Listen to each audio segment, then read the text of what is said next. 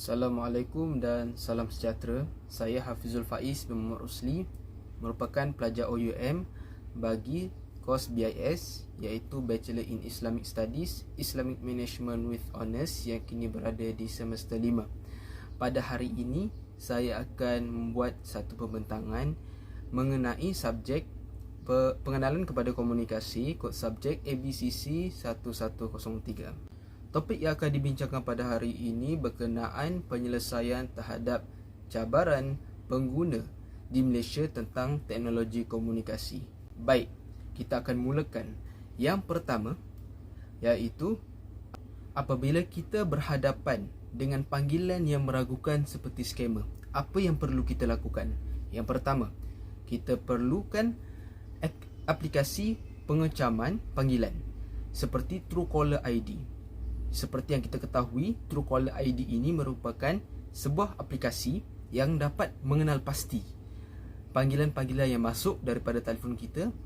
Bagaimana untuk kita mengecam panggilan tersebut, dan dia akan mendeteksi apakah ianya adalah panggilan berasal daripada scammer maupun kenalan yang nombor kontak mereka itu yang telah kita simpan di dalam telefon.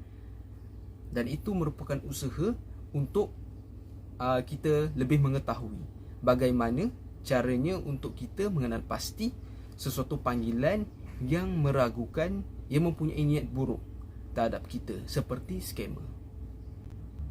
Isi yang kedua, apabila kita dikejutkan dengan penyebaran berita tidak benar dan menerusi inisiatif KKMM iaitu Kementerian Komunikasi dan Multimedia serta NGO yang berkaitan, mereka telah menubuhkan laman web iaitu sebenarnya.my yang dapat menganalisis dan menapis berita-berita yang adakah ianya adalah sahih maupun ianya adalah palsu.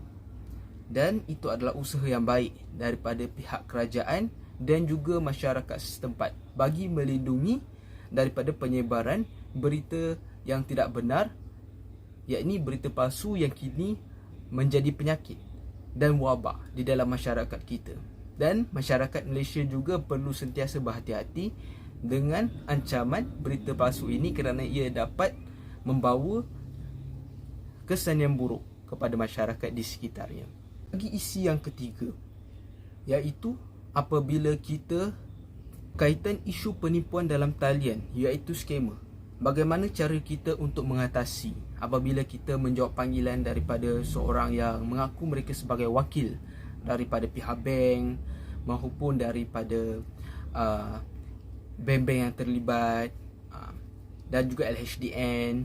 Bagaimana kita hendak mengatasi masalah itu? Antaranya adalah kita perlu melihat sumber-sumber yang ada di internet maupun yang berada di sumber-sumber sahih yang banyak mereka kongsikan di laman-laman platform media sosial yang dapat kita jadikan sebagai rujukan bagi menepis dan menghalang daripada skamer-skamer ini menjadikan kita sebagai mangsa yang seterusnya.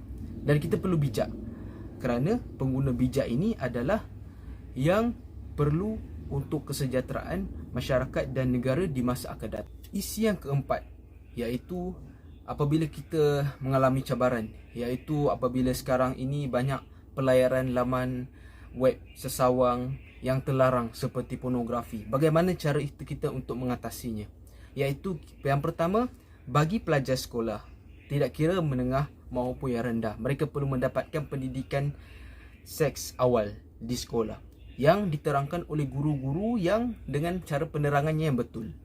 Dengan cara itu dapat mengurangkan risiko untuk mereka ingat, dan mereka akan tahu bagaimana caranya untuk menghindarinya dengan lebih baik. Dan juga bagi golongan dewasa, kita mempunyai fikiran, kita dapat berfikir secara baik, dapat mengetahui yang mana satu yang baik dan buruk.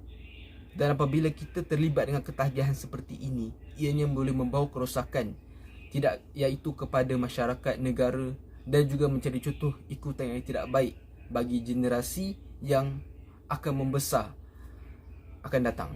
Dan yang terakhir, poin yang kelima, iaitu apabila kita perlu untuk menangani ancaman cyber terrorism. Yang dapat dikaitkan dengan cyber terrorism ni adalah penggodaman, hackers.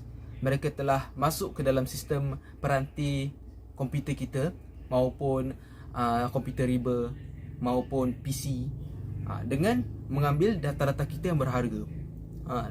Dan cara penyelesaiannya adalah kita perlu untuk menyimpan dan satu antivirus di setiap peranti kita. Itu adalah untuk melindungi diri kita daripada menjadi scammer, menjadi mangsa mereka, menjadi mangsa kepada hackers, penggodam. Itu adalah tidak baik.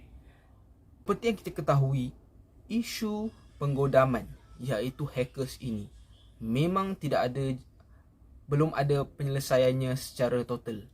Jadi kita perlu memainkan peranan dan inisiatif untuk menyimpan dan mengadakan satu aplikasi antivirus di setiap komputer kita untuk melindungi kita.